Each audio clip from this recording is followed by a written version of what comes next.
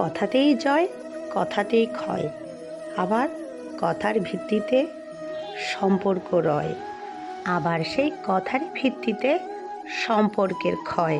বাস্তব জীবনে অনেক রকম বাধার সম্মুখীন হতে হয় এই কথারই কারণে।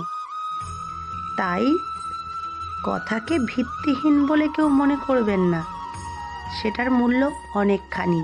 আবার কথারই কারণে ভালোবাসার হয় জয়। কেউ বা বলে কথায় পেও না ভয়, কথা যদি তুমি না বলো বুঝবো কি করে তোমার মনে কি যে হয়। কথা লক্ষ্মী, কথা নারায়ণ, কথাই পরম তপ।